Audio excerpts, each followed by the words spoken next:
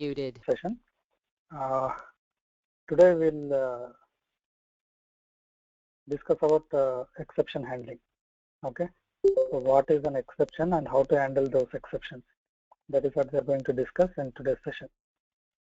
Okay, so let's get started.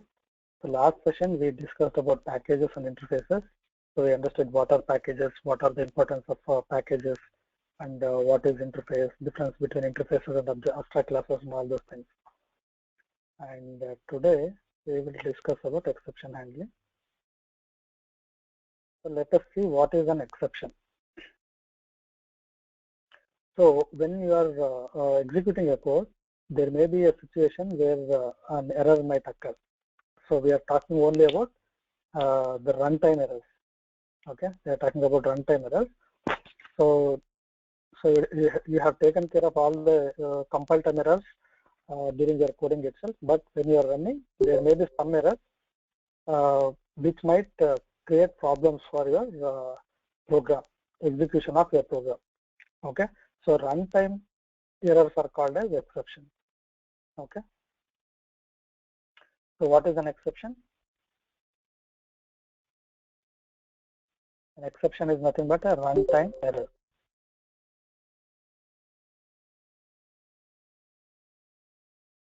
Exception is nothing but a runtime error. So, okay. So how do you handle that exception in Java? So Java provides 5 keywords.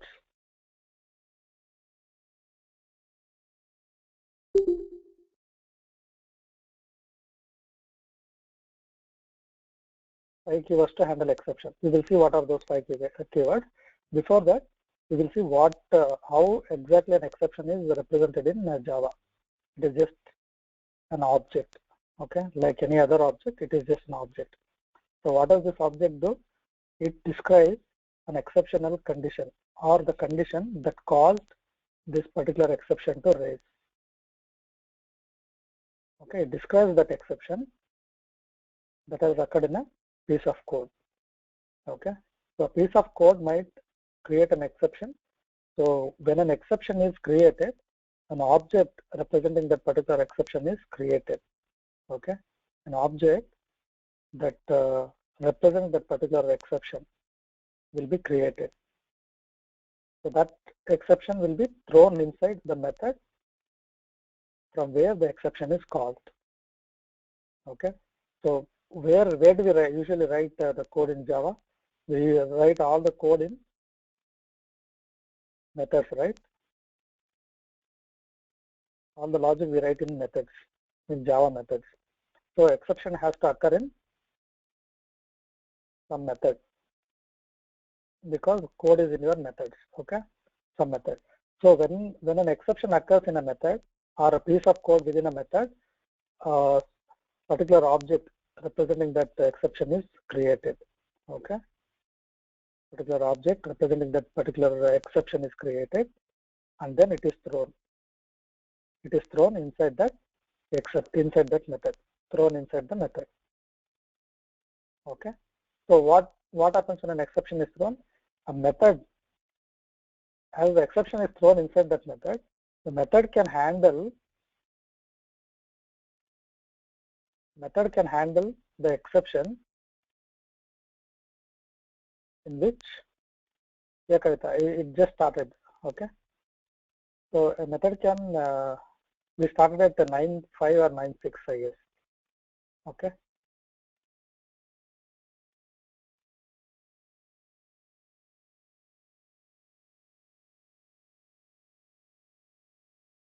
okay. So when an exception occurs in a method can handle that exception using what are called as exception handlers.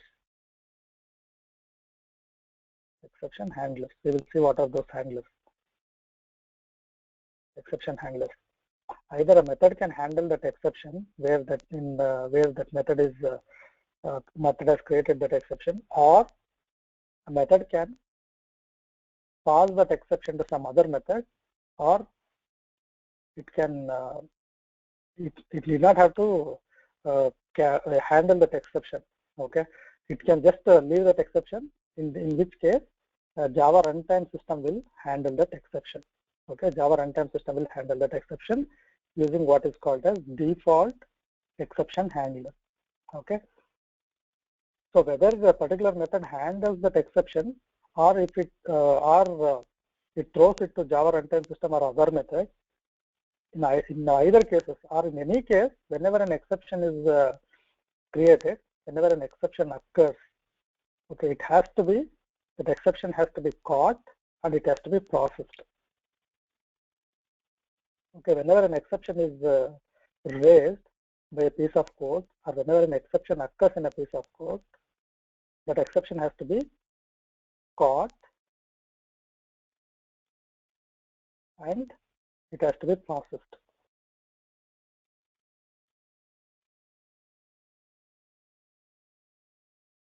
It has to be processed. Okay, either it has to be caught and it has to be processed. It must be caught either by Java runtime system or your method itself, or it can pass it to some other method. Okay, we will see how all those things are done. Okay.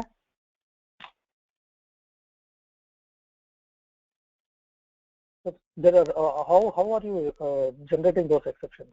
So the exceptions can be either generated by the Java runtime system itself, or we ourselves can generate the exceptions manually within our code. Okay, so exception generated by JRE are rules violating the Java language itself. Okay, Java language or constraints of Java execution environment. Okay, they are called as such kind of exceptions are generated by Java runtime systems. Okay, Java runtime systems. Exceptions that are generated by Java runtime systems relate to the violation of Java language rules itself and or the constraints of Java execution environment itself. Okay, and the exceptions, manually generated exceptions, are used to report some error condition that happens in a particular piece of code in a method. Okay, say for example arithmetic exception or array index bounds of exception, null pointer exception, all those things. Okay, there are built-in Java built-in exceptions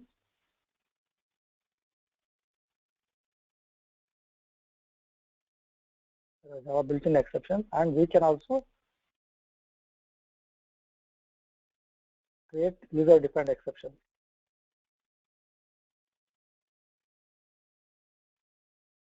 User-defined exceptions. We will see how to create all those user-defined exceptions and why to define user-defined exceptions also. Okay, also using built-in exceptions as well. Okay. So how they are generated, how the exceptions are generated, either by JRE or by manually. We can generate by using code. Okay. And how do we manage those exceptions in Java? By using, as I mentioned, 5 keywords. One is try, another one is catch, throw, throws, and finally. Okay, 5 keywords. With 5 keywords, we can manage the exceptions raised in any Java program. Okay, so we have something called as try block. So whatever the code, whatever piece of code that we think that might create an exception or an error, runtime error.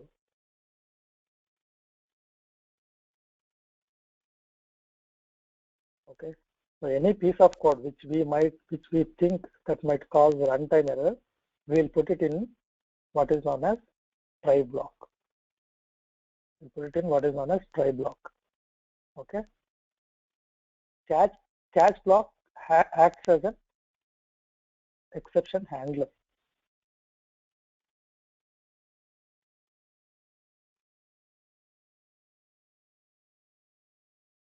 Okay, catch block acts as exception handler. Okay, any piece of code that you want to monitor or that you want to guard or you want to kind of like watch, so that you want to take respective action if it causes any exception, right? That you put it in your try block, and catch block acts as a exception handler.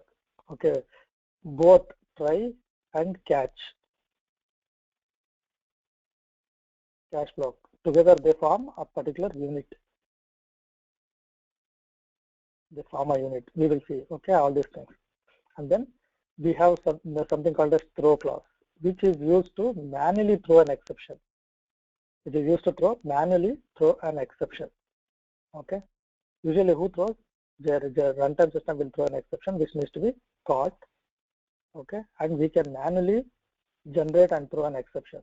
That is done using throw clause. Okay.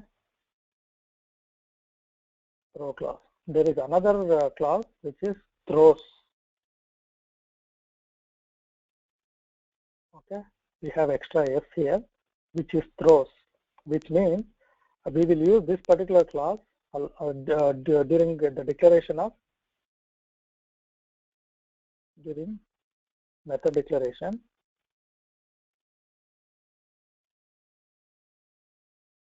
During method declaration to indicate that this particular method where that exception is getting created,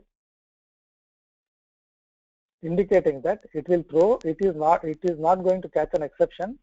It is going to throw an exception to the method which is calling this. Okay. It is this particular method where exception is getting generated. It will not handle that exception which is getting generated inside it, but it will ask others who are calling this method to handle that exception. Okay, that is what we specify using throws clause. And there is something called as finally block. So you have try and catch block. Okay, you have try and catch block. So whenever an exception occurs inside your try block, it goes to corresponding exception handler. Okay, that is your catch block. Okay, after exception occurs and it is handled, anything that you want to do, anything that you want to do using code, that should be specified within your final block. Say for example, you are doing some network operations. Okay, you would have opened sockets and you would have opened connection to different servers or whatever it is. Okay, so those connections and all require resources, right? Require resources. Okay, so what happens when an exception occurs? If you are not handling those connections properly, say for example, when an exception occurs and the requirement is you have to close those connections, open connections. Okay, you have to close those open connections before once that exception occurs, and then say for example, you handle that exception inside your catch block. Okay, and then finally you want to close all those connections, be it your DB connection, be it your network connection, or assume that you have opened some files that you are trying to process it. Okay, all those things consume resources, your memory, right? So it is always better to close them before an exception. After, once you process that exception, all those things should go inside your final block. Okay, any code that needs to be executed after a try catch block needs to go inside your final block. Okay, we will see an example of each and every keyword here. Okay, try, catch, throw, throws, and finally. Excuse me.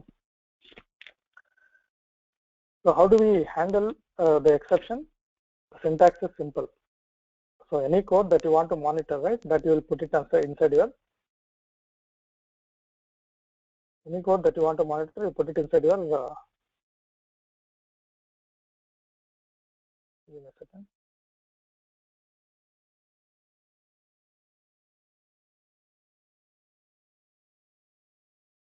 Any code that you want to process, that you will put it inside your try block. Okay, this is a must. Okay, try block, flag brackets, curly braces are must, and then try block is followed by what is known as catch block or catch statement. Okay, note that you have this particular piece with respect with your catch block. Here, exception type refers to the type of exception. Okay, type of exception.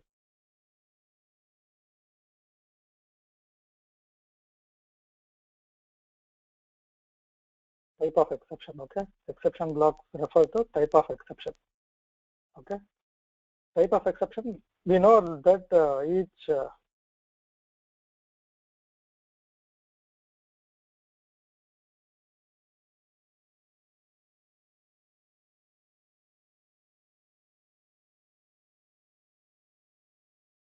we know that each exception is a object in Java, right? So each object is nothing but a class type, so which is nothing but a type. Okay, so whenever an exception occurs, a particular object is created. Object of that particular type, exception type is created, which needs to be handled by this particular catch block. Okay, so whenever an exception occurs here, that is thrown, which is caught by this particular catch block. Okay, it's caught by particular catch block, and then it will be handled appropriately, and then we come to finally block. Okay, any code, any piece of code that you want to execute after try catch block is done is placed inside your finally block. Okay, as I mentioned, it could be your DB connection,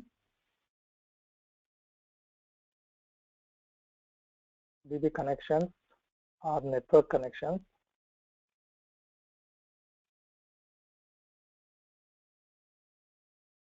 or assume that you have opened some files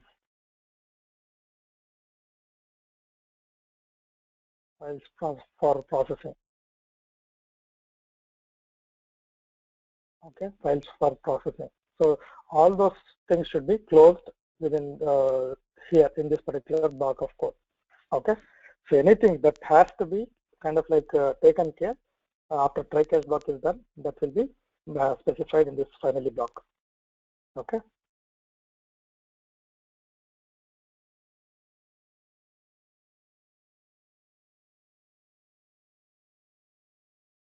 Let us see an example.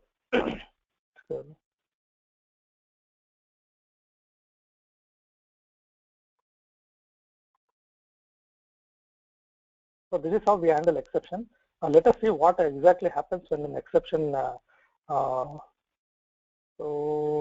okay, before going to the program, we will try to understand what exactly happens when an exception occurs and how to handle this. Okay, so we have mentioned the syntax for exception handling. We use try catch block and finally block. Finally block is optional, but try and catch forms a particular unit.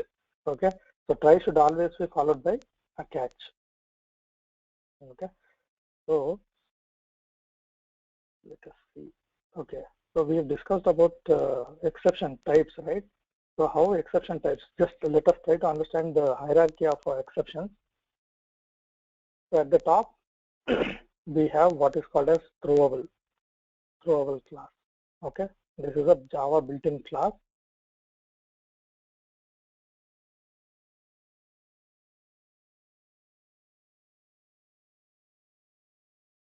Java built-in class. Okay, throwable is the Java built-in class. It is at the top of your exception handling. For example, at the top you have object. Okay, under that you have throwable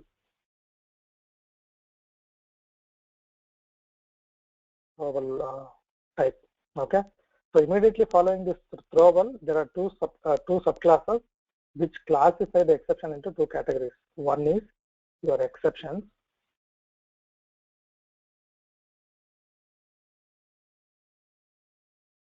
another one is your errors. Okay, exception. This is also a class. This is also a class. Okay, so the root of all exception is root class is throwable. Okay, so this is divided into two other exceptions, two categories, that is exceptions and errors. Exceptions is nothing but which user class can handle. Whatever the exceptions that are thrown, we usually handle, right? This particular exception class represents those exceptions. Okay, user handled, which can be handled by users through programs. Okay, using your try catch blocks exception. Try catch blocks, so we handle the exceptions, right? This exception class represents those exceptions. Okay, also there is a subclass of this exception which is runtime exception. Okay, which is used for automatically defined exceptions. like division by zero, invalid array indexing, etc. Okay, so this error represents anything related to anything which is not handled by Java programs, okay, which is directly handled by your Java runtime systems. Okay, say for example your memory out of bound memory issues. If at all your JVM memory exceeds whatever the program is running, which exceeds your JVM memory, right? That time you will get memory exception. Those kinds of memory exceptions, as well as your stack overflow exception. Those kinds of exceptions. Okay, those exceptions which are not handled by Java programs, directly handled by Java runtime systems and generated by Java runtime systems. This is nothing but your errors. Okay. These are the exceptions which we will be concentrating in our session. That is exceptions which can be handled by user programs, okay, user classes.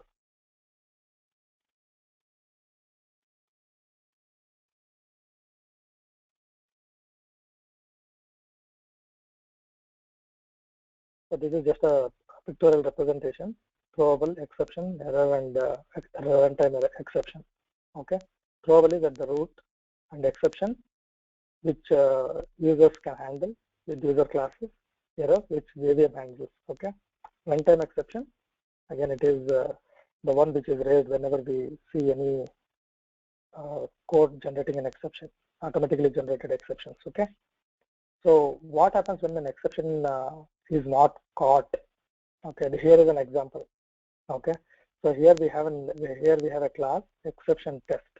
Okay, so we have a method, main method. Inside that I is initialized to 0, and we are trying to divide this 50 by 0 and storing it in J. Okay, in this division by 0 is an exception. Okay, it's an arithmetic exception. So what happens when an exception occurs?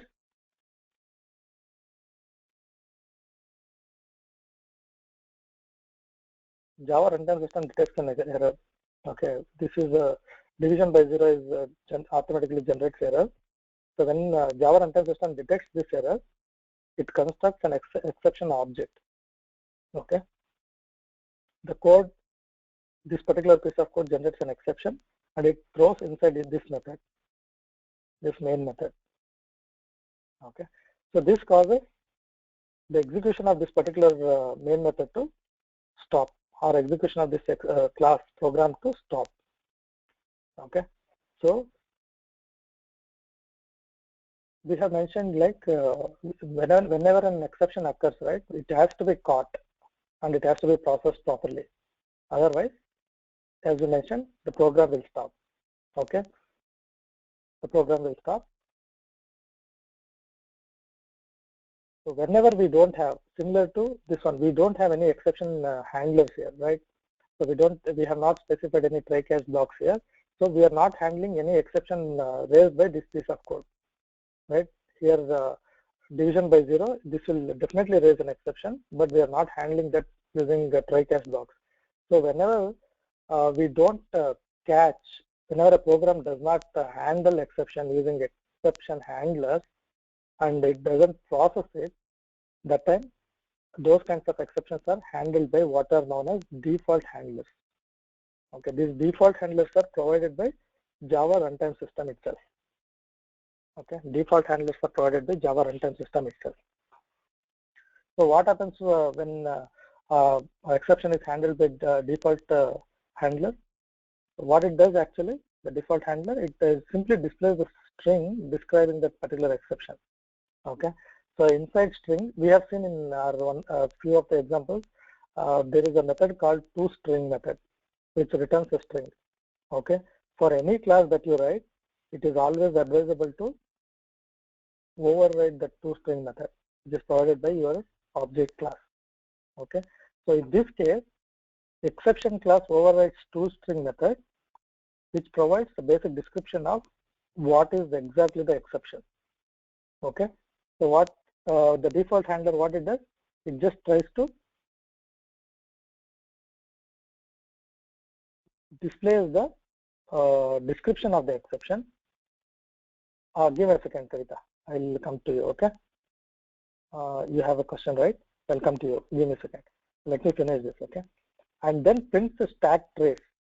Stack trace is nothing but the piece of code from where that exception occurs, okay, till the exception occurs, okay? That is from the point at which the exception occurs till the piece of the full invocation. Actually, the method invocation plus which exact piece of code, which exact line of code caused that exception.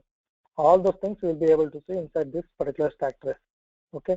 After displaying the string exception, which displays the exception, and then displaying the stack trace, the default handler terminates the program. In some cases, for normal programs, that is fine, but in cases of production level programs and all, you cannot afford to terminate program. You cannot afford the program to terminate itself. Okay, it will result in lot of revenue. Okay, in such cases, what needs to be done? We have to handle that exception, whichever gets generated, in a proper way, and then continue. Okay, for example,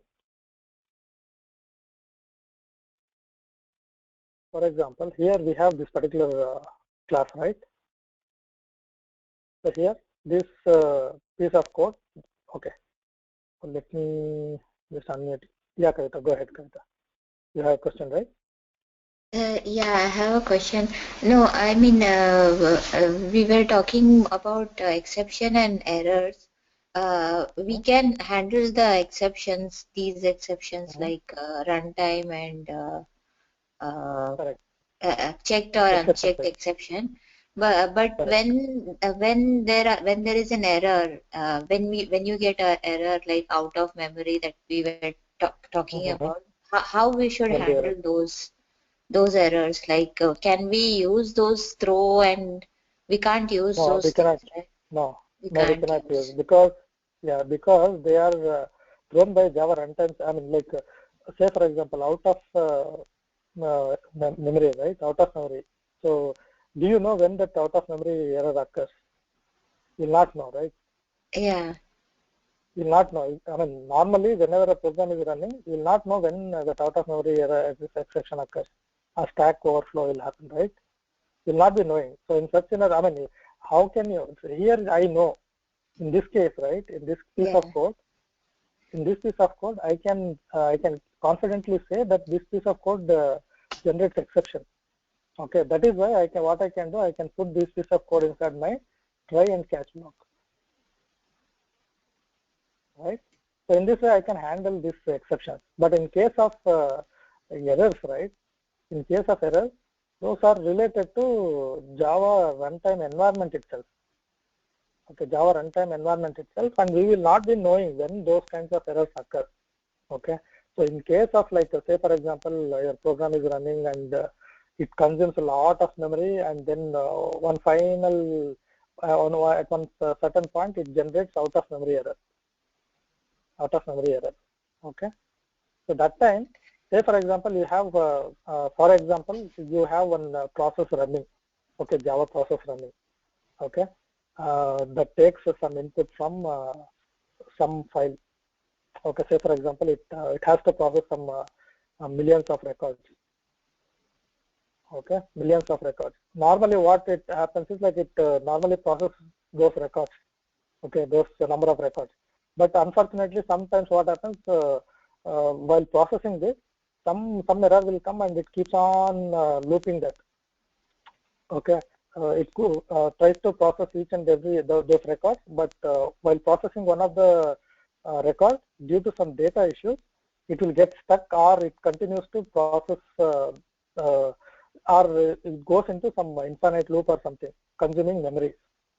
Okay, consuming memory. At one particular point, we will get out of memory, whatever the memory that is there, that will be exhausted, because the loop keeps on generating unwanted objects. Okay, that time we will get, but we can't always predict that it will always happen, right? Some rare conditions it will happen, right? We cannot kind of like predict when it will happen, or whether it is not related to the code, Java code itself, right? So that is why this directly generated by, related to your Java runtime environment itself. So in such cases, we will not be able to kind of like handle it manually, programmatically in the sense.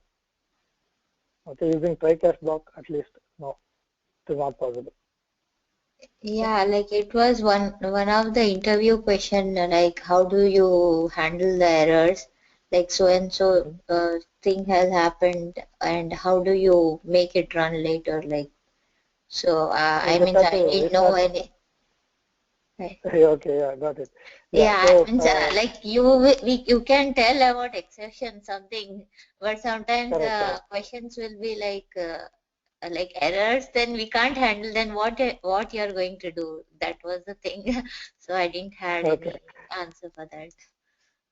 Okay, in such cases, right, out of, say, for example, if a particular process is running and it creates some out of error, out of memory error, what exactly happens is the process gets stuck, okay, and it will not be able to process any other request.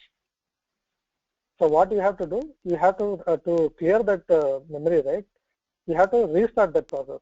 So once you restart that process, the memory will be cleared and then it will start processing the next request.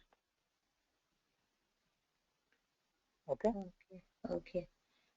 Or can we increase the memory space? I mean, is there any other thing like that, or just Yeah, you we can. have to raise?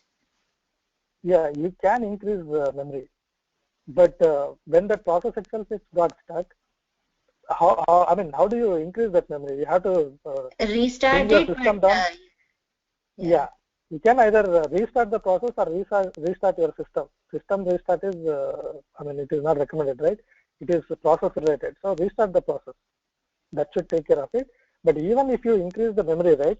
Even if you increase the memory, what is the guarantee that that also will not be utilized, right? You might end up kind of like exhausting the increased memory as well, right? That is also possible, right? So once the process is stuck, it is better to always restart it, or the program for that matter. Okay. Okay. So But these conditions are rare, or like it happens they like. are rare. They are rare. They're very rare. Okay. Okay. Yeah, thank you. Yeah, sure.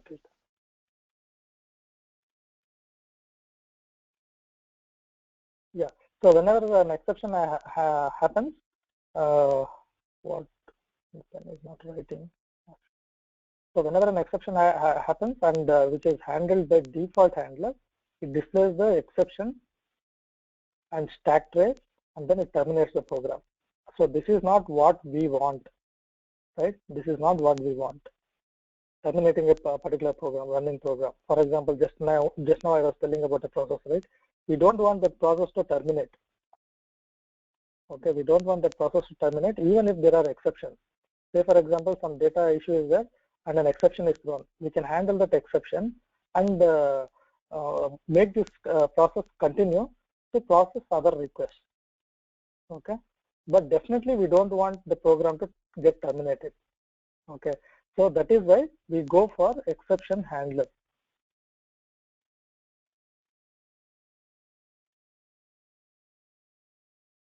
That is why we go for exception handlers. We will see how to do that one. Okay, so here whenever this exception is thrown in this particular piece of code, right? Whenever an exception is thrown in this piece of code, what exactly happens? It generates an exception like this. Okay, here it says this is the description of the exception. Divide by 0, divide by 0. That is the description, and it prints the stack trace. This is the stack trace piece. Okay, this is the stack trace piece. Since we have only one method, that is main method, it has mentioned only one main method and the class, okay, which is generating that exception. So inside this exception test class, we have main method and the line number is 9.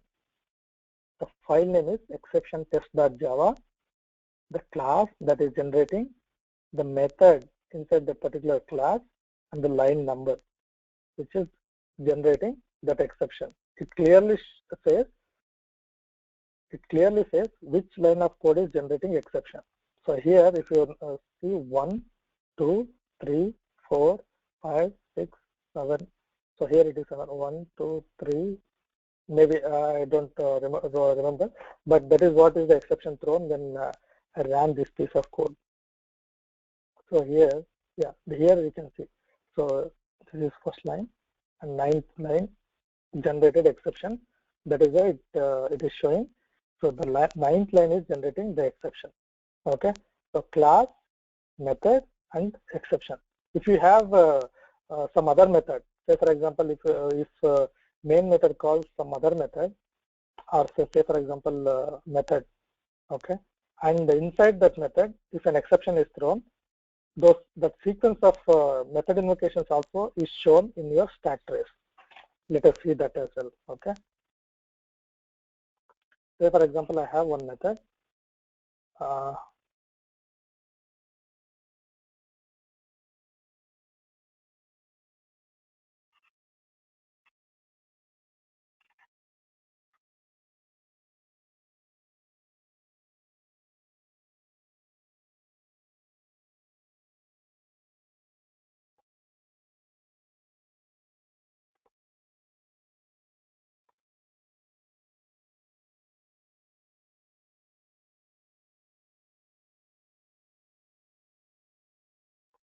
Let me try to run this. So you can see here. So earlier, when the method was not there, it just showed the name of the file, name of the class, method, file, and then the line number, right? And this it just briefly describes what is the exception. Divide by 0. What is the error? Divide by 0. We tried to attempt divide by 0. That is why this exception has caused. That is arithmetic exception. So this is the type of exception, arithmetic exception. Okay, and this is Java's built-in type, arithmetic exception, which is raised by the piece of code, that is divide by 0 piece of code. The error is divide by 0, and the class is it gives you the entire fully qualified the name of the particular class. This is the package dot class dot method and the line number in this particular file. Okay, these are all very, very important. Okay, whenever you see, whenever you are working, right, you will get some kind of exception. When you get some kind of exception, you need to read this stack trace very clearly. Okay, carefully you have to read, and then that will help you in analyzing the issue or the exception in a better way. Which piece of code, why exactly that exception is thrown, all those things. Okay, so in that way, each and every session that we had for this core Java, right, that becomes very, very important. Okay, so these are all very, very basics and very important for your advanced Java. All these things, if you understand very well, your advanced Java will become very, very easy. You can easily follow, except that some few concepts will be there. If you understand those concepts, and if you have a very strong base in core Java, you can manage anything in Java. Okay, that is why core Java becomes such an important piece of your career. Okay, so now what is happening? The error that is thrown, right, it is the same error, that is arithmetic error. Okay, inside your thread main. Okay, arithmetic exception only, divide by 0. But but carefully monitor or see what exactly is happening here. So where is the exception is getting generated? Line number 14. Okay, so it shows here line number 14. Which method? This method. From here, from this method, which is in this particular class and inside this particular package. Okay, this class, this method, and in this line and this file. In this file, it generated this error. This is the exception, this is the type of exception.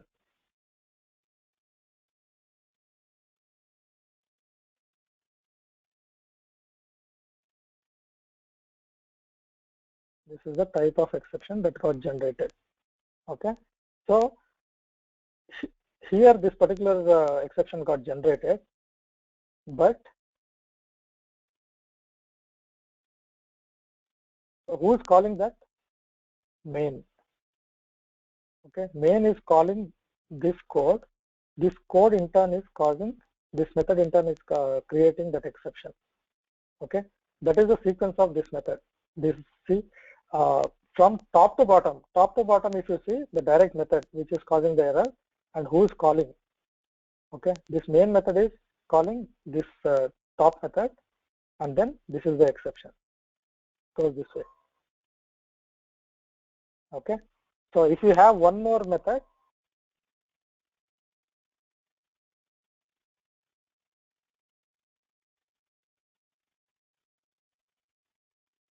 if you have one more method, say for example, let us say,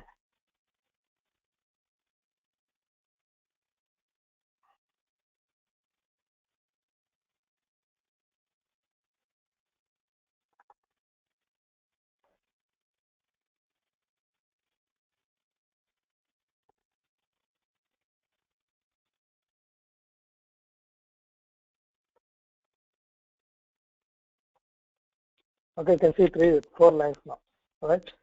So here the exception type, where exactly the exception is happening, method that throws exception, line number 19.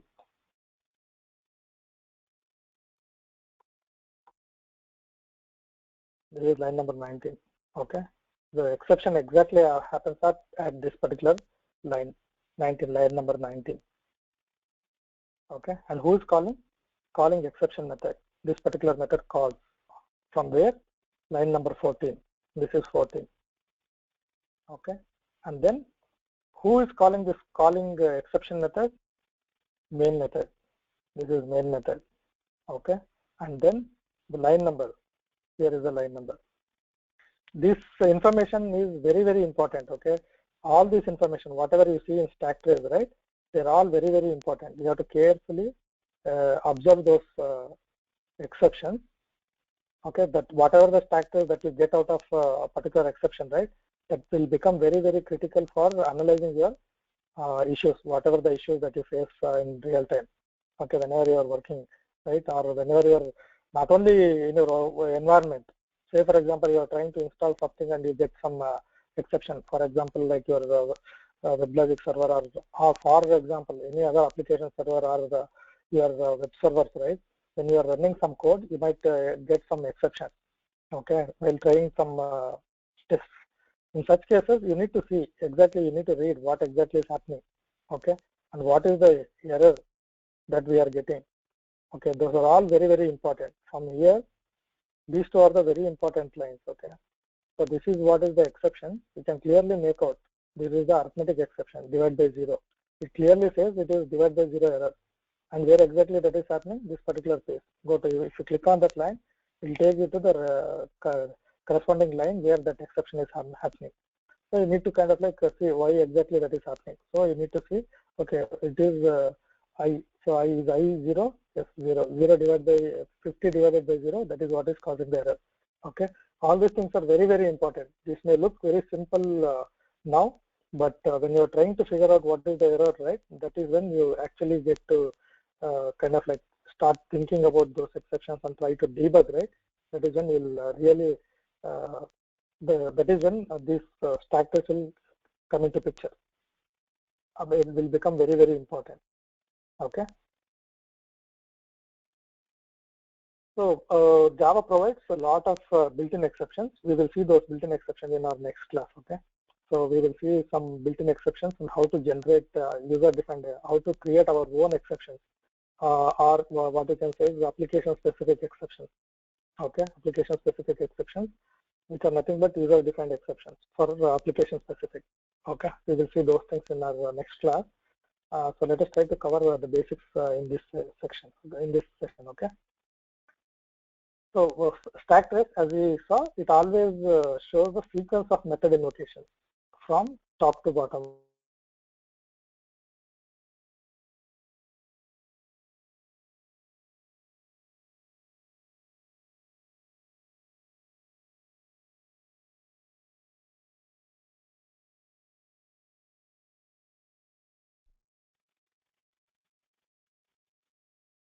is better to show from here.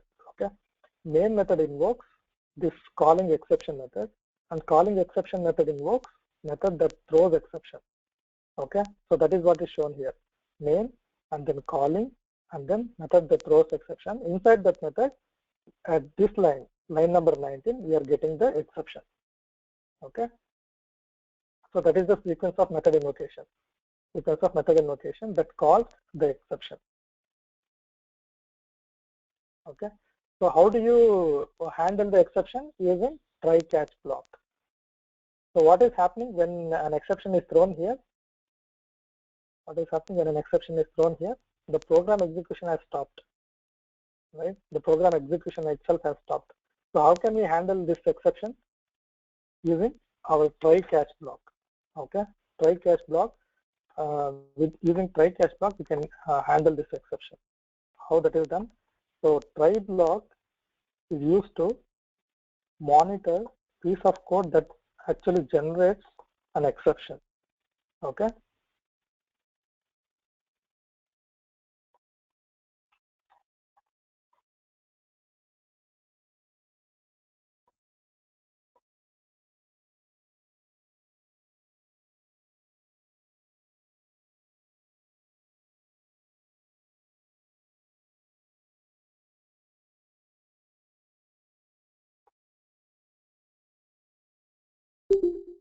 Okay. So what are we trying to do here?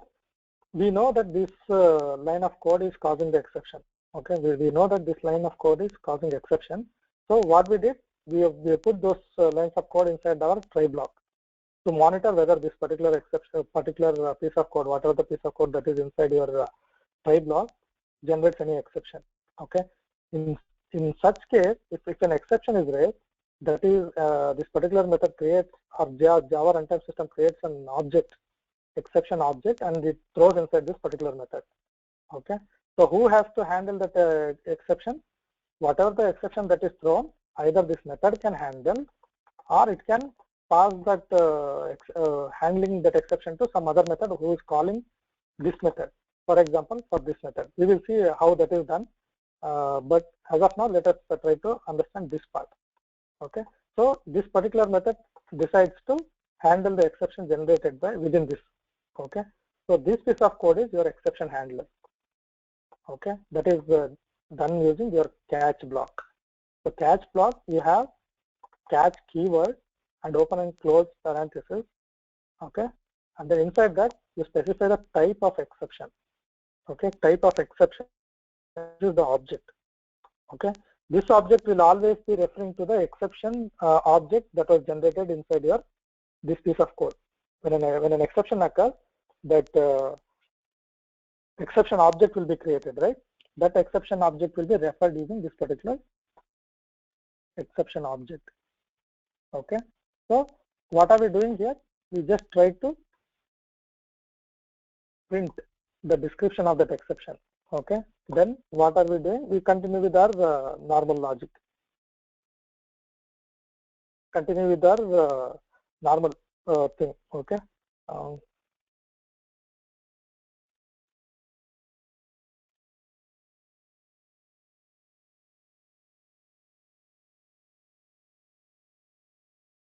Okay. So what is happening? We got arithmetic exception, but after arithmetic exception, it did not stop actually. It went on executing, and it printed this string. So if we were not handling, let us try this way. Okay. If we were not handling this exception, let us see what exactly happens.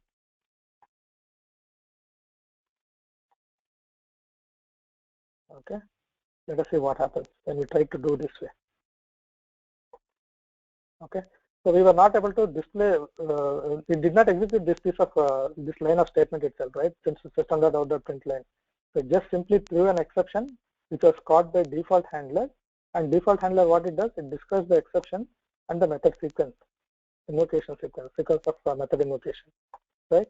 And it did not execute this one. So, but with the try catch block, what are we doing? We are handling exception and then program execution continues after we caught and processed that exception. In our case, what is processing? We are just trying to display that exception just by mentioning the object, exception object here. Okay, exception object, but just by mentioning the exception object, we are just processing that particular exception. We are not doing anything special with respect to that particular exception whenever that exception occurs. Okay, so we are just processed, and then after the try catch block is done, system.out.println statement is executed. That is what we can see here. Okay, so this is the description. This object, as I mentioned, toString method is overridden in exception class. Okay, so what it does, it simply gives the description of the exception. Okay, that is what is being printed here. Okay, this is what, right? Exception caught. That is what we see here. And then this is the description of our exception, arithmetic exception divided by 0. This is what we got from this particular object, E object. If you want to print the stack trace, you can type print stack trace. Okay, that's it. If you write the print stack trace, it will show all the exceptions. See? After catching the exception, it got mixed up. Yeah, this is the right one. Okay, this is the description, and this is your exception generated by your print stack trace, and then after catching that exception, this statement got executed. Okay, after catching that statement, this statement got executed. Okay, otherwise, default handler, what it does, it just prints this description, and then this stack trace. Stack trace is nothing but your description plus your method invocation, sequence of method invocation. Okay, and it terminated the program. So this statement was never executed, right? So, but with the try catch block, we have processed the exception in a way which kind of like we handled that particular exception, and then it did not terminate the program, which where the exception, when exception got it, we handled that exception, it handled the exception, and then it continued its execution. Even if you had any other logic after this, it would have executed, and then it would have normally terminated, like how a particular program normally terminates. Okay, like that. Or if it is a process, it will be continuously running, waiting for other requests, like I mentioned earlier. Okay, that is how you handle your exceptions in Java. Okay, so you just place all the piece of code that are supposed to generate exceptions inside your try block, and then associated to try block, you create a catch block, which acts as your catch handlers or exception handlers. Okay, so as I mentioned, try and its catch block forms a unit. Okay, just by writing, if you try to comment this piece of code, what will happen? This becomes error. It shows error here, syntax error. Insert finally to complete block statement. Okay, either you can have a catch statement or you can have finally block. Okay, we will see that one. Okay, either you can have finally is optional, but usually to handle an exception, you should have catch block. Okay. So here, why do we call this try and catch as a unit? Because this catch cannot handle the exception thrown by any other try block. Okay, say for example, you have some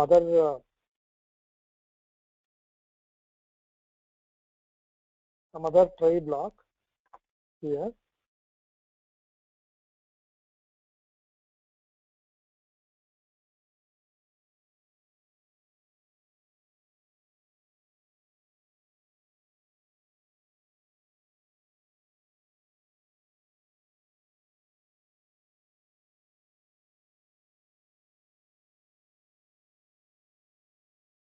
Okay, I have this code. Okay.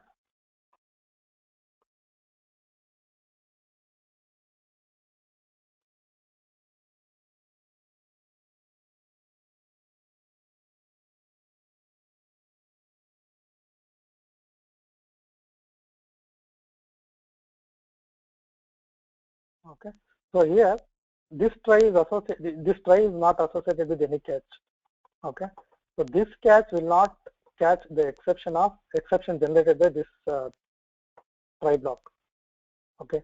So when I'm running this program, if I don't give anything, or if I don't give 10 arguments, right? Obviously, this will generate array index out of bounds exception. Okay, array index out of bounds exception. So this exception will not be caught by this catch statement. Okay, so this catch statement is associated with this try block. Okay, that is why try and catch will form a single unit. Okay, form a single unit. That is what this statement means. Try and catch for try and its catch form a single unit. Okay. So catch statement cannot accept catch an exception thrown by another statement. That's what we just saw. And then, so statements are the statements within try block, right? Statements within try block must be surrounded by. It is a must. Okay, even if you have a single statement, it must be surrounded by curly braces. Okay, so catch statement, as we saw, catch statement which we will use it to kind of like resolve the exceptional condition, or to process that exception in a way like you can kind of like process it in your way. Like if you want to display the error, what exactly that particular error, or if you want to display the stack trace, you can display the stack trace. Or if you want to handle some other way also. Say for example, you have some you have initialized some variable, and you have assigned some value to that particular variable. Okay, and if an exception occurs, if you want to initialize it to 0 or something like that, you can handle those things in your catch block. Okay, it depends on what exactly is the need for what exactly is the need when a particular exception occurs. That's what you are going to do in your catch block. That means you are trying to process that exception, do the necessary things that is needed, and then continue as though the exception has not at all occurred. Okay, that is the main goal of your catch statement. That is why you use the catch block. Okay, so by how do you display the description of an exception? We have seen that we inside print line statement, we have just mentioned the exception object here. Okay, we just mentioned exception object here that just printed this line. Okay, that just printed this line. That is your brief description of what exactly happened, what is the error, or what is the exception. It says the type of the exception is arithmetic exception, which is nothing but 0 by divide by 0. That is what has caused that exception. Okay, so just by printing the object, just by trying to print the exception object, you will get the description of the particular object. By using exception is a object, right? By using exception dot print stack trace, it will print the whole stack trace. That is your sequence of method invocation. Okay. So next, what is the question? So can we have multiple catch statements for a try block? Of course, there may be situations where a piece of code might generate multiple exceptions. Okay, here we have seen one exception, that is your arithmetic exception. So this is what is your arithmetic exception, right? So let us try to create why this is giving exception.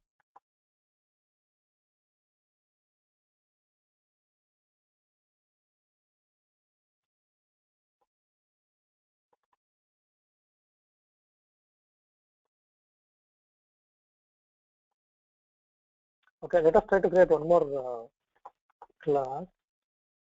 Okay, and try to write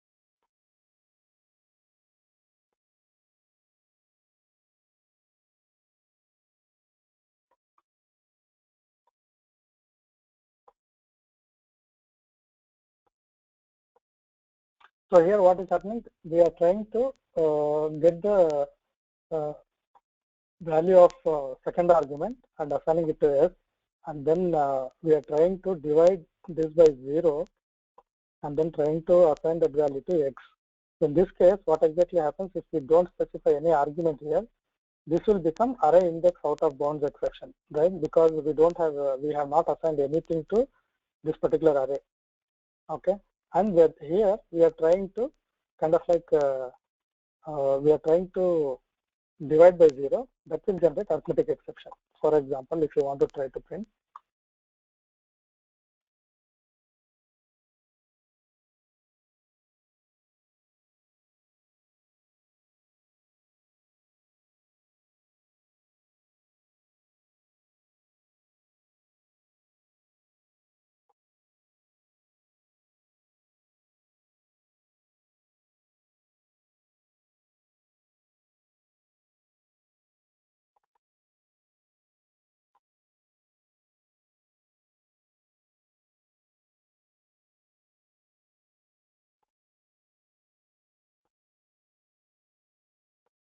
so let us try to run this program. So in this case, what are we trying to do? We are trying to catch array exception as well as array index out of bounds exception also.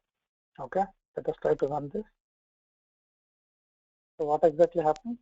Array index out of bounds exception caught. Okay, array index out of okay, initially, so this as soon as this particular statement executes, it throws array index out of bounds exception. Not sure why this is caught is coming. Okay, so here itself we are trying, right? That is it. Okay, array index out of bounds exception is caught. That is what it is printing. Okay, that is what it is printing. And then let us try to pass arguments to this particular method. Okay, just one. Apply this, run it. So in that case, here also array index out of bounds exception. Yeah. So in this case, yeah, it shows why array index out of bounds exception is coming. Okay, so one is okay. Let me make this 1, 0 and 1, right? So in this case, we have assigned the second one. We are passing two parameters here. One configuration arguments. We are passing two parameters, test and test one. So this will be 0. This will be 1. Okay, I was trying to read second, that is third argument, which I did not give. That's why I changed it to 1. Okay, so in that case, test 1 will be assigned to S. Okay.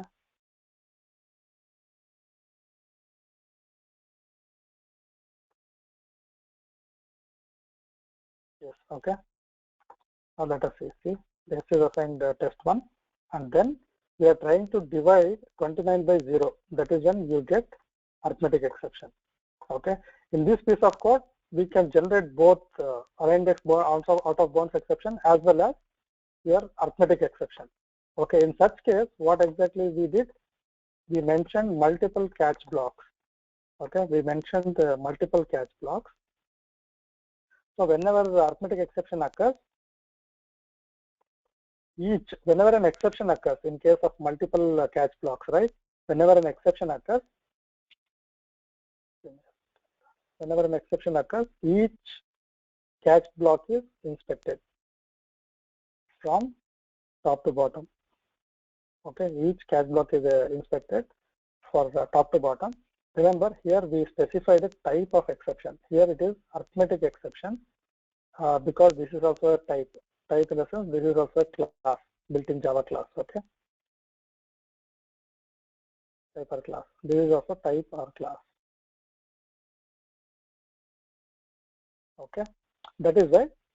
So we specify different types in each catch block. We specify different type of exception. Okay, so whichever the exception that matches. Okay, whenever an exception raised, whenever an exception is created, or whenever an exception occurs,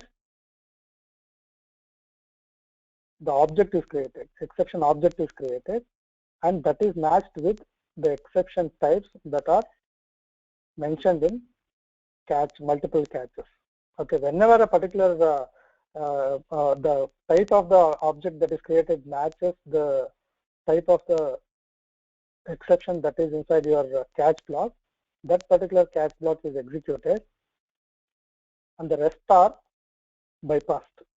In this case, whenever we specify, when we run this, it generates arithmetic exception, right? Because we have a test 1 here, S will have test 1, so array index out of bounds exception will not happen.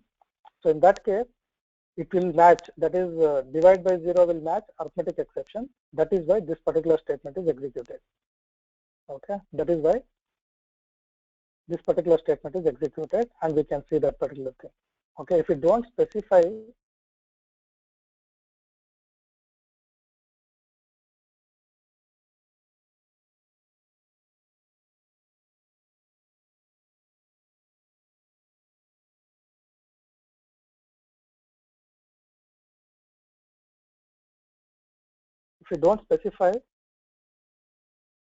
test 1 only, assume that I have mentioned only one argument, and we are trying to read second argument, right? So what it does, here itself we got array index out of bounds exception. So that exception object is matched with this exception object. Since this did not match, it came to this particular catch block, and this particular catch block matched the exception type that was generated here. That is array index out of bounds exception. Okay, that is why this particular statement is executed. And if you try to print this, print another statement after this,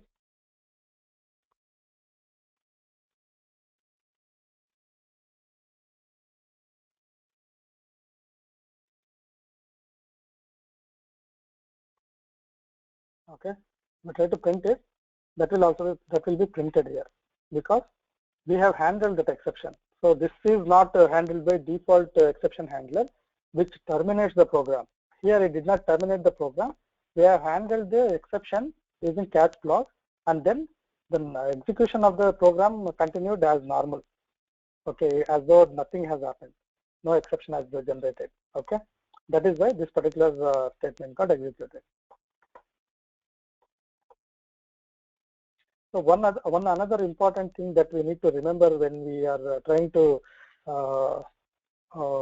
use multiple catch blocks is, whenever you try to use multiple catch blocks, one important thing that we need to remember is this particular thing.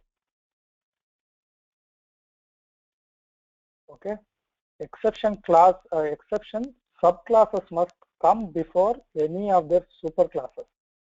Okay, so for whatever the exception that we are handling, the superclass is exception.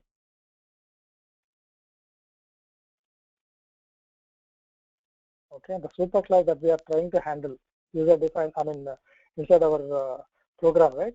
That is exception. Superclass is exception. So we cannot, in this case, we cannot mention. We cannot mention like this.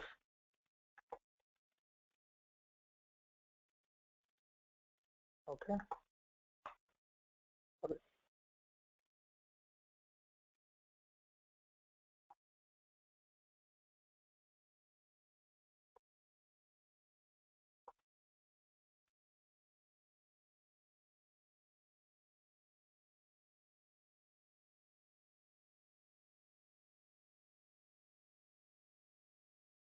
We cannot mention, yeah, exactly, correct.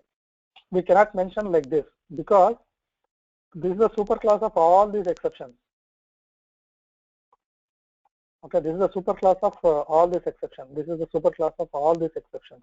That is why subclasses should come before its superclasses. Okay. Why? The reason is, in Java, any unreachable code, okay, in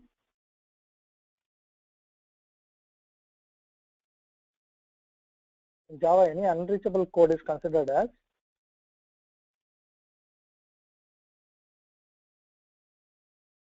Any unreachable code is considered as error. So then this is an exception. This is a superclass of all these exceptions, right? So this object itself handles all the exceptions, whatever you have mentioned here. That means since this exception handles all these exceptions, these are not at all reachable. I mean, it has to go through one by one, right? In order. Whenever an exception occurs, that particular exception object is matched against all these catch handlers type, whatever the type that you have mentioned here. So these statements become unreachable, and that is why these are called as, these will become like errors in Java, because these are all unreachable. So other way, if you try to do the other way, that is possible. In the sense, we can put this way. Say for example, we can remove this thing, okay, and then we can put it this way. So in this case, what exactly happens? If an arithmetic exception comes, this will be this particular catch block handles that. If our array index out of bounds exception occurs, this particular catch block will handle it, and if any other exception occurs, this catch block will handle, because this handles all the exceptions, right? So this is correct, but the other way is not correct, because here this particular I mean, here this catch can, this is reachable code, this is also reachable code, this is also reachable code, but in this case the other way, this will handle every exception, but these are all not reachable, because these are all part of this exception, subclasses of exception. That is why. Okay, so you have to remember is, whenever you are trying to use multiple catch blocks, the subclasses should come first and then the superclass. Okay. Yeah, do you have any questions, Kavita?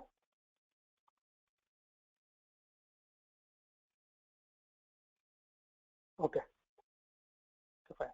So that is what unreachable code in Java is an error. Unreachable code in Java is an error. So that is why subclass should come before superclass. Okay.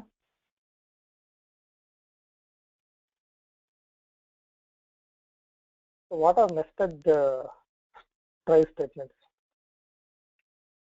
So we know we've done so many nestings, right? With your loops, with your switch statements, with your if statements, all those things, right? We have done nesting with your interfaces, with your classes, all those things. We have done so many nestings, right?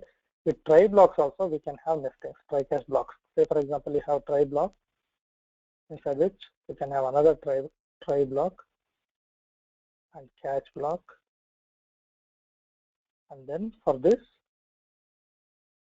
catch block. Okay, so this catch belongs to this try, this catch belongs to this particular try. Assume that this piece of code inside the nested try, the generates an exception which is not handled by this particular catch block. What happens in that case? So this exception will be thrown out of this try block, and then it will be matched against these catch blocks. Okay, if this also does not match, it will be thrown out of this one, and finally someone or the other should catch that exception and process it properly in order to avoid the termination of a program. Okay, so it continues.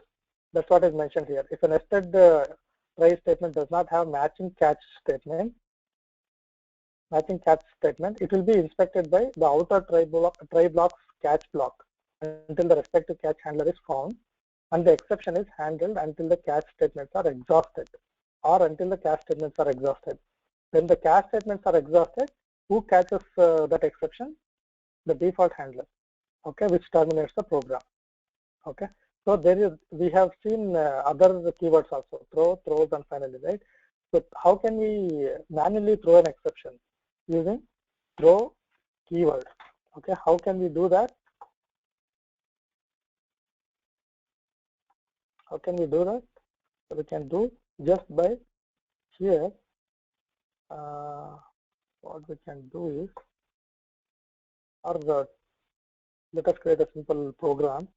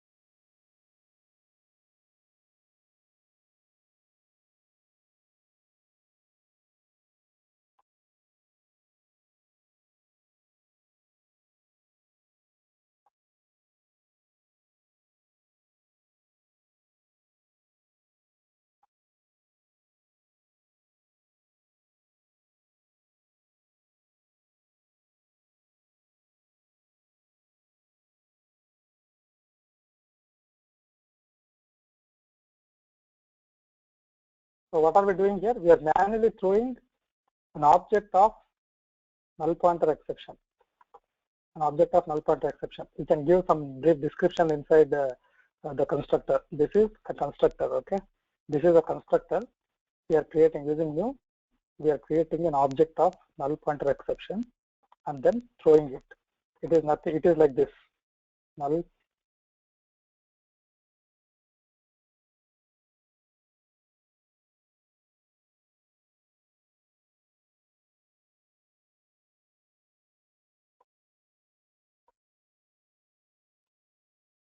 Okay.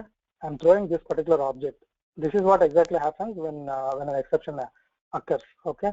So what am I doing? I'm creating manually. I'm creating an exception. I'm throwing that exception using throw statement, throw clause. Okay, using throw clause. I'm throwing this. Let us try to run this program. Okay. So it comes whenever when an exception is thrown from try block that is caught in your catch block, and this particular statement, the system.out.println statement is executed, which prints null pointer exception thrown here. That is what is mentioned in your constructor. Okay, this is how you can manually throw an exception. Okay, so there is another clause which is throws clause. Okay, here what are we doing? We are throwing an exception. Okay, assume that I don't want to catch this exception. Okay, this method doesn't want to catch this exception, and it wants to tell others who are calling this method, okay, who are calling this method to handle that exception. That is this null pointer exception. Okay, main method is throwing null pointer exception, but it is not handling this null pointer exception. Okay, so that you can mention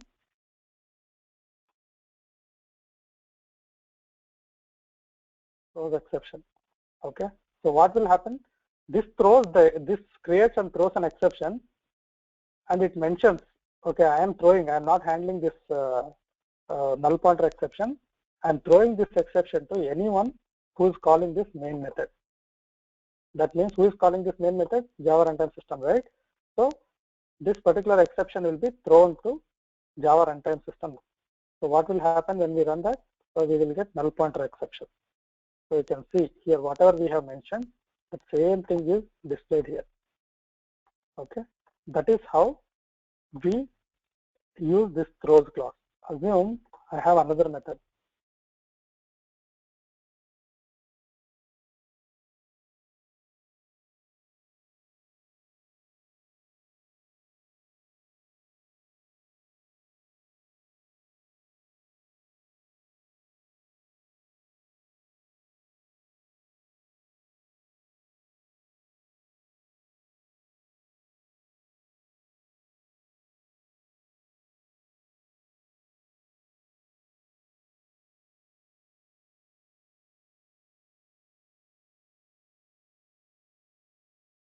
So now this method is throwing exception. Okay, assume that I am calling this method here.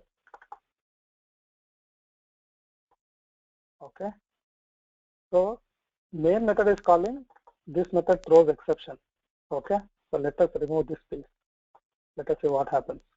Okay, it says unhandled exception type exception. Okay, so main method is calling, this method throws exception, and inside this method throws exception is throwing null pointer exception. Okay, so it says throws exception. It says throws exception, so it has to be caught. So this here in main method we can catch that exception using try and catch block.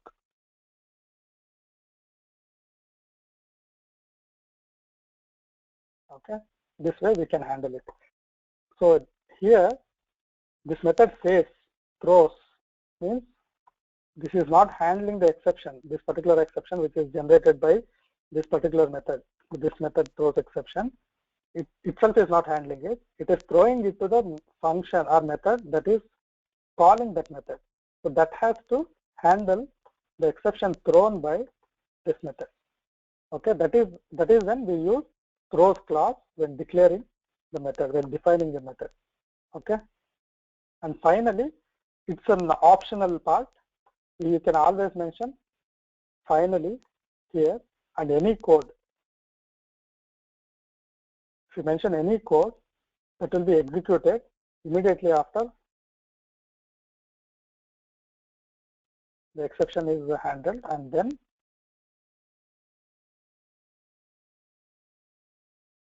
okay.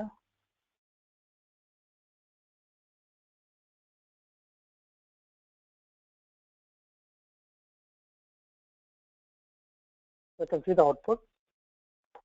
Okay. So finally block is executed first. Okay. Finally block is executed. So say